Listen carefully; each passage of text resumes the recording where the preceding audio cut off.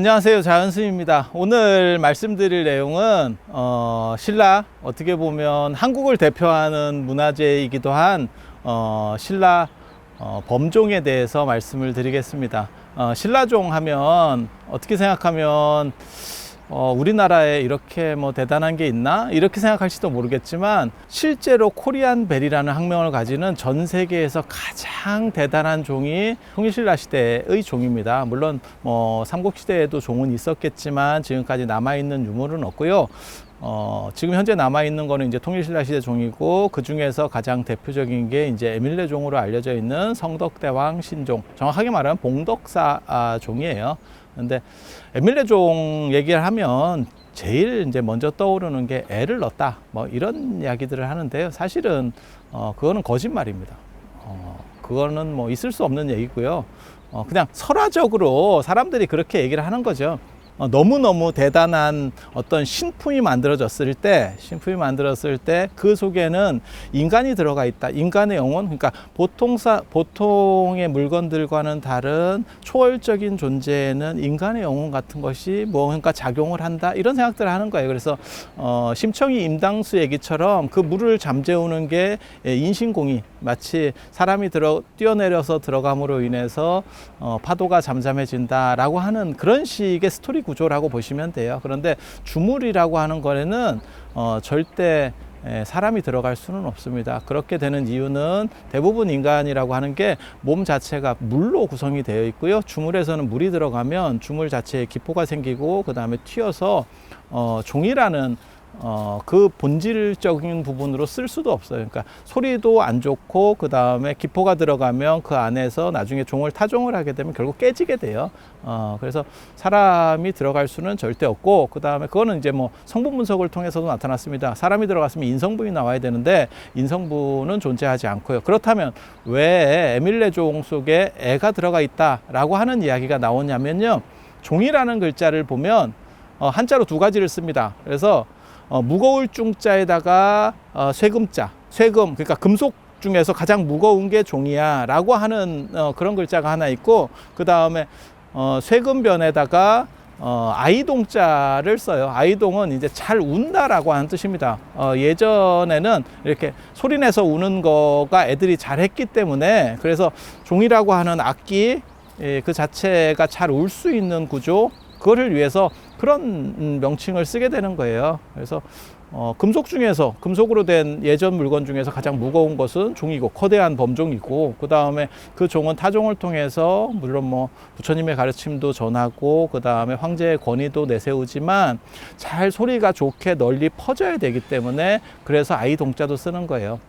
지금은 잘 그런 행동들을 안 하는데, 예전에 한자에 능할 때는 측자파자라 그래서 글자를 쪼개고 붙이고 이런 행동들을 합니다. 가장 대표적으로 이제 알려져 있는 게 송광사 같은 경우예요. 그래서 송광사를 이렇게 쪼개면 나무 목자에다가 이게 장인 공자, 그 다음에 그러니까 나무 목자에다가 8팔자, 그 다음에 장인공자를 쓰게 되거든요. 18명의 훌륭한 사람이라고 하는 의미가 돼요. 그래서 송광사에는 18국사가 난다라는 이야기들이 있는 건데, 그런 것들도 다 말을 쪼개는 그런 표현들입니다. 그래서 한문이 능할 때는 마치 금속 속에, 그러니까는 주물 속에 아이가 들어있는 듯한 글자 형태 때문에 종 속에 애가 들어갔어요 라고 하는 그런 설화들이 나타나는 거고, 조선시대가 되면 벌써 그런 대단한 종들은 만들 수가 없는 상황이 됩니다. 그래서 저 종을 도대체 어떻게 만들었을까 라고 했을 때 이제 그 안에 혹시 사람 같은 게 들어가서 좀 특이한 방식으로 만들어진 게 아니야 라고 하는 그런 좀 신이한 그런 접근성, 그러니까 신품에 따라 붙는 거죠. 그러니까 전설의관 같은 데 보면 사실 그런 얘기 있거든요. 그러니까 나병 환자들이 뭐 사람의 시체를 이렇게 어떻게 저렇게 처리를 해서 먹는다든지, 지금도 있는 이야기 중에 하나 그거 있잖아요. 태반 같은 거를 이렇게 뭐 먹거나 뭐 미용적으로 쓰면 몸에 좋다, 뭐 이런 얘기들이 있는데, 그게 다 이제 인간의 어떤 특수 부위, 특수 부위, 안 그러면 인간 자체가 보통 우리가 구할 수 있는 진료들보다 훨씬 뛰어나고 영적인 부분이 존재한다 라는 의미라고 보시면 돼요. 그래서 과거에는 종을 그렇게 대단한 종을 만들었는데 기술이 떨어지면서 더 이상 만들 수 없게 되자 조선시대 때는 저 종이라고 하는 걸 도대체 어떻게 만들었을까? 그게 이제 인신공이라고 하는 부분들이 그 안에 내포가 되는 거고, 그러니까 설화적으로 이제 붙게 되는 거고, 게다가 종이라는 글자 자체도 아이동자에다가 쇠금, 그러니까 금속 성분으로 된 잘 우는 것라고 하는 게 들어가니까 실제로 그렇게 결합이 돼서 에밀레 종에는 애가 들어갔어 라고 하는 그런 이야기가 나오게 되는 겁니다. 실제로 이와 비슷한 이야기가 우리 복날에도 있어요. 그래서 복날에 뭐 개를 뭘 어떻게 한다 뭐 이런 얘기들이 있었잖아요. 최근에는 이제 뭐 그렇게 하지 않지만 최근에는 뭐 닭 뭐 아니면 뭐 삼계탕 뭐 수박 뭐 이런 얘기가 나오지만 예전에는 뭐 개 어떻게 하는데 실제로 그 복이라는 글자를 한자로 보면 엎드릴 복자거든요. 복종한다라고 할 때. 근데 사람 인변에 하필 개견자가 들어가요. 사람 인변에 개견자. 그래서 개를 사람이 먹고 있는 듯한, 사실은 그게 어디서 나온 글자냐면 예전에는 뭐 개패듯이 팬다 이런 표현들이 있듯이 개를 지금은 이제 문화가 많이 다른데 예전에는 개를 실제로 이렇게 이유 없이 잘 때립니다. 그러다 보니까 엄한 주인을 만나면 개가 이렇게 납작 엎드려요. 그걸 이제 엎드려 있다 그래서 엎드릴 복자로 쓴 건데 그러다 보니까 개견자가 들어가게 되는 거예요. 그런데 그 복자를 삼복할 때 쓰는 바람에 원래 그 복의 의미는 뭐냐면 더위에 의해서 추위가 납작 엎드려 있다라고 하는 의미인데, 마치 개가 엎드려 있고 그 다음에 사람 옆에 개가 있으니까 개를 먹으면 된다라는 식으로다가 전화되면서 개들이 많은 순환을 당했죠. 그런 식의 어떤 스토리 구조들이 나오는 게 에밀레 종이라고 생각을 하시면 됩니다. 에밀레 종이 우리나라의 현존하는 어떻게 보면 최고의 종이에요. 근데 최고라는 게 이제 말장난할 때 또 다른 최고도 있거든요. 가장 오래된, 그러니까 에밀레 종이 최고예요. 그러면 가장 대단한 종이에요 라고 말할 때 쓰는 거고, 그 다음에 그냥 일반적으로 연대가 최고예요 라고 쓸 때는 상원사 동종을 꼽습니다. 그래서 상원사 동종과 에밀레 종은 언제나 같이 언급되는 종이에요. 에밀레 종 같은 경우는 771년 삼국유사에 보면 770년이라고 나오는데요. 옆에 에밀레 종 옆에 있는 명문을 보면 771년으로 해서, 그러니까 명문이 있으니까 그건 뭐 금속문이기 때문에 절대적인 권위를 가지는 그런 기록이라서 771년에 완성된 걸로 이렇게 되어 있고요. 그에 비해서 상원사 동종 같은 경우는 725년에 만들어져요. 그러니까 한 45년 정도 차이가 난다라고 보시면 돼요. 그런데 흥미로운 것은 에밀레 종의 원래 이름이 성덕대왕 신종, 봉덕사에 걸렸던 성덕대왕 신종이에요. 성덕대왕을 추모하기 위한 사찰이 봉덕사고, 그러니까는 그 사찰에다가 걸기 위해서 성덕대왕의 아드님이 이제 종주조를 해서 어떻게 좀 아버지의 명복을 빌어보겠다라고 해서 시작해서 만든 게 성덕대왕 신종이 되는 거거든요. 그런데 상원사에 있는 종은 성덕대왕 때 만들어진 종이에요. 그러니까 에밀레 종 같은 경우는 성덕대왕의 아들이 발원을 해서 아버지의 명복 비는 걸 발원했는데 너무 종이 커서 실제로 잘 못 만들어졌어요. 그래서 그 손자인 해공왕 때 만들어집니다. 그러니까는 상원사 종 같은 경우는 성덕대왕 때 만들어진 종이고, 성덕대왕 신종은 성덕대왕 때 만들어진 게 아니고 성덕대왕을 추모하기 위해서 아들이 발원해서 실제로 만들어진 건 손자 때 만들어진 종이고, 그래서 두세대 정도 차이가 나게 되는 이런 문제가 벌어져요. 그리고 에밀레 종이 12만근이거든요. 그래서 키로수로 얘기하면, 지금으로 얘기하면 그건 이제 실물이 있으니까 18.9톤입니다. 그래서 엄청나게 대단한 것 같은데요 라고 할지 모르지만, 실제로 그보다 더 이른 시기에 어떤 종이 만들어진 기록이 있냐면 황룡사 종은 49만 근이라는 기록이 나옵니다. 그러니까 에밀레 종의 4배도 넘는, 12만 근 해봐야 4배 해봐야 48이잖아요. 48만 근인데 그것보다 4배도 더 넘는 종도 만들어진 적이 있어요. 그런데 황룡사는 제가 그런 얘기 하거든요. 절이 존재하지 않으면서도 존재하는 절보다 훨씬 유명한 절 황룡사입니다. 절 자체가 없는데도 불구하고. 그리고 신라 1000년 동안 가장 어떻게 보면 진흥왕이 550년대에 그 절을 창건을 하니까 550년대에 창건돼서 신라가 이제 끝날 때까지, 그리고 고려시대 때까지도 영향을 미치지만, 아무튼 신라 그 뒤에 통일신라까지 해서 한 500년 정도를 최고의 국찰이에요. 그렇다 보니까 그렇게 큰 종이 만들어지게 되는 거고, 에밀레종 같은 경우는 부왕의 추모 사찰, 그러니까 원찰, 성덕대왕에 대한 원찰을 모시는 종이기 때문에 상대적으로 좀 작은 게 만들어지는 거죠. 그래서 스토리를 보면 그렇게 된다고 보시면 되게 재밌습니다. 성덕왕이라고 하는 통일신라 시대 최고 군주가 있어요. 성덕왕. 그게 누구냐면 태종 무열왕 김춘추가 있고, 그 김춘추가 이제 통일의 기업을 시작하는 거고, 대업을 시작하는 거고, 그것을 완성하는 것은 신문왕입니다. 그리고 신문왕 밑에 이제 신문왕 아들로 효소왕이라고 하는 아들이 있었는데, 이 효소왕이 조금 하다가 이제 폐위됐다는 거예요. 근데 이 과정에서 왕위 다툼에서 이 성덕왕은 왕자일 때 이제 생명의 위험을 느끼게 되는 거예요. 그래서 어디로 숨게 되냐면 동해안, 지금 동해안 국도를 타고 강릉 쪽으로 와서 지금 현재 평창에 있는 오대산으로 들어옵니다. 오대산으로 응거를 해요. 그게 보청과 효명, 그 효명이 나중에 성덕왕이 되는 거거든요. 그리고 거기서 문수보살을 중심으로 하는 많은 불보살들을 친견하고 차공양을 올리고 수행을 합니다. 그러다가 형이 이제 국인들에 의해서, 그 당시 이제 화백제도 같은 거기 때문에 귀족들에 의해서 폐위가 되고, 그 다음에 성덕왕이 즉위하게 되는 거예요. 그래서 그 성덕왕이야말로 통일신라 시대 최고의, 그러니까 조선으로 얘기하면 마치 세종대왕이나 정조 같은 그런 최고의 문화의 황금기를 구가하는 그런 왕이라고 보시면 됩니다.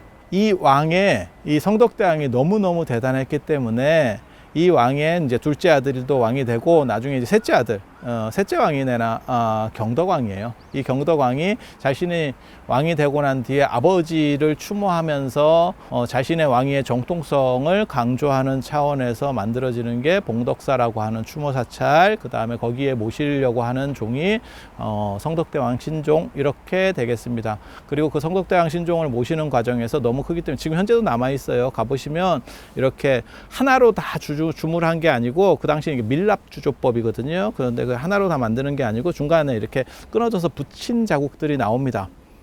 그리고 주물이 예전에는 이 종 만드는 게 진짜 위험했어요. 지금도 위험합니다. 동시에 엄청난 양의 주물을 녹여서 동시에 부어야 돼요. 한쪽부터 부어져서 이게 붙인 데가 조금 문제가 되면, 어디가 먼저 굳고 어디가 좀 늦게 굳게 되면, 종을 치게 되면 그 부분에서 균열이 갑니다. 그렇기 때문에 동시에 부어야 되고, 그 다음에 나중에 2단으로 만드는 과정에서도 그걸 접합하는 게 굉장히 어려운 일이었을 거예요. 그러다 보니까 실패하면 다시 밀랍주조로 해서 밀랍으로다가 본을 뜨고, 그것을 다시 녹여내고 거기다 주물 붓고, 또 실패하면 또 하고, 그러다 보니까 아들 때 못하고, 그 유명한 이제 해공왕 때부터 이제 나라가 기울기 시작하는 거거든요. 해공왕은 전설이 있는 왕이죠. 경덕왕이 자식으로 자식이 없었는데 이렇게 보니까 딸밖에 없다라고 하는 거예요. 복이. 예, 그 당시에 이제 의상대사의 10대 제자 중에 한 명인 표은 스님이라고 하는 분이 있었습니다. 예전에 강동원 나오는 전우치라는 영화를 보면 그 표은대덕 얘기가 나오는데, 그 표은 스님이 하늘로 올라가요. 그 양반은 신통이 있어서 하늘로 올라가요. 그래서 경덕왕이 뭐라고 얘기하냐면, 제석천이 아들을 하나 만들었으면 좋겠다 그랬더니 제석천이 뭐라고 얘기하냐면, 대왕에게는 딸밖에 없고 아들은 없다, 이렇게 그 얘기를 표은 스님이 왕에게 전해주니까 왕이 뭐라고 얘기하냐면, 아들로 바꿔줬으면 좋겠다. 그랬더니 제석천이 뭐라고 또 얘기를 하냐면, 아들로 바꾸는 것은 가능할 수도 있는데 그러면 나라가 위태로워질 것이다 라는 얘기를 합니다. 그래서 결국 아버지 욕심에 나라가 위태로워도 되니까, 그 경덕왕까지는 정치가 굉장히 좋았습니다. 그러다 보니까 뭐 나라가 위태로워져도 얼마나 되겠어 라는 생각 속에서 아들로 바꾸어 달라고 하고, 그 다음에 결국 제석천은 더 이상 표은 스님에게 인간의 일을 너무 이렇게 하늘까지 와서 관여하는 것은 옳지 않습니다. 그래서 더 이상 하늘로 올라오는 것을 막았다고, 삼국유사에 다 나오는 얘기입니다. 제가 그냥 지어내서 하는 얘기가 아니고. 그리고 그렇게 해서 태어난 왕이 이 해공왕이에요. 해공왕. 그런데 해공왕이 8살에 이제 즉위를 하게 되는데, 즉위한 뒤부터 이분이 약간 뭐랄까, 지금으로 말하면 성의 정체성에 혼란을 겪어요. 외모나 기본적인 생식기는 남성인데 여성 같은 행동을 하고 그 다음에 남자를 좋아하고 자꾸 이런 식으로 하면서 정사가 문란해지고 결국 이제 신라 하대로 넘어가면서 신라가 통일 신라가 이제 붕괴되는 그런 상황이 되는데 그 해공왕 때에 만들어지는 게 바로 이 에밀레종 성덕대왕 신종 되겠습니다. 성덕대왕이라고 하는 분을 잠깐만 살펴보면요. 성덕대왕과 관련된, 그러니까 성덕대왕이 이제 통일신라 최대 군주고, 그 다음에 평창 오대산에 가서 문수보살의 가피를 받고 드디어 왕대, 신라 중대 최고 성군으로 이렇게 부각이 되는데, 이분과 관련해서 지금 얘기한 이 에밀레종 말고 아까 제가 그런 말씀을 드렸잖아요. 저기 오대산에 상원사에 있는 성덕대왕 때 만들어진 종이 있다. 그게 이제 상원사 동종이고, 그거는 이제 725년에 만들어져서 가장 오래된 종인데, 이 두 종을 비교해 보면 사실 신라 종의, 통일신라 시대의 종의 정체성을 어느 정도 판단을 해볼 수가 있습니다. 그리고 상원사 종 같은 경우는 세조가 상원사를 중창하는 과정에서 상원사 종을 이제 그쪽으로 옮기는 거거든요. 원래는 그게 안동 문루에 있었다 그래요. 그래서 조선 초기 때 사찰들이 많이 붕괴될 때 이제 절종을 성문을 여닫는 종으로다가 재활용하는 거예요. 절은 이미 다 없어졌고, 그래서 그 상원사 종의 원래 절이 어디에 있었는지, 그러니까 어느 절 소속의 절인지는 종인지는 잘 모르겠지만, 지금 현재 전해지는 이야기로는 안동 문루에서 그게 관종으로, 그러니까는 정부종으로 쓰고 있었다는 거예요. 마치 보신각종처럼 성문을 여닫는 종으로. 세조 때 당신의 원찰로서 상원사를 중창을 하고, 그 당시에 이제 최고 종은 어디에 있느냐라고 전국을 이렇게 수색을 해보니까 그 종이 가장 아름다웠대요. 안동 문루에 있는. 그래서 그 종을 옮겨온다는 얘기가 나오는데, 그 과정에서 유두라고 합니다. 이게 공식적 명칭이거든요. 그래서 종에 보면 종의 돌기 부분이 있어요. 그 돌기가 하나가 파괴가 되는데, 아마 제가 추정하기로는 산길이 안동에서부터 상원사까지 오는 과정에서 산길이 멀기 때문에 예전에는 종을 어떻게 운반했냐면 거적대기 같은 걸로 뚫뚫뚫 말아가지고, 에밀레종도 그렇게 옮겼습니다. 이렇게 뚫뚫뚫 말아서 그 다음에 산길을 달구지 같은 걸로 밀어서 가는데, 그 과정에서 한 번이라도 추락하게 되면, 그러니까 떨어뜨리게 되면 그렇게 돌출된 부분이 떨어져요. 근데 그 없는 그 돌기가 하나 부러진 거와 관련해서 무슨 전설이 있냐면, 그 종을 상원사로 옮기려고 하니까 안동에서 종이 움직이질 않더래요. 그래서 왜 종이 안 움직이나 이랬더니, 종의 뜻이 거기 있기 때문에, 그래서 그 젖꼭지 하나를 띄어서 거기다가 놓으니까 드디어 종이 움직이기 시작했대요. 근데 이 얘기는 뭐냐면 두 가지 얘기를 전달하고 있거든요. 하나는 이미 조선 초기에 통일신라의 종 같은 종은 만들 수가 없었다라고 하는 얘기. 그 다음에 하나는 종이 이제 파괴되는 것과 관련해서 그 옮겨온 지역과 연결되는 그런 스토리의 전설 하나. 근데 이와 비슷한 전설이 사실은 조선시대 때, 조선 후기 때도 있죠. 그게 이제 황진이 이야기입니다. 황진이 이야기. 황진이 같은 경우가 처음에 기생일 때 이야기를 보면, 황진이 이웃에 사는 사람이 총각이 이제 상사병에 걸리게 되죠. 그리고 황진이를 한 번만 보기를 원하다가 만나주지 않으니까 결국 상사병에 걸려서 죽게 돼요. 근데 그 영구가, 쉽게 말해서 그 이제 상여가 황진이 집 앞을 건너 이렇게 지나갈 때 그 관이 더 이상 움직이지 않더라는 거죠. 그래서 그 얘기를 황진이에게 하니까 황진이가 속옷을 벗어서 그 관에다가 이렇게 덮어줬다. 그러니까 그 뒤부터 이제 관이 움직이기 시작했다라고 하는 이야기가 있어요. 그리고 그런 걸로 충격을 받아서 황진이가 이제 기생이 된다라고 하는 이야기가 전해지고 있는데, 스토리는 다르지만 의미하는 것은 똑같습니다. 어떤 집착이 있어서 그것으로부터 움직이지 못하는 부분에 대한 이야기, 그리고 그러한 설화들이 변형돼서 전달되고 있다는 것.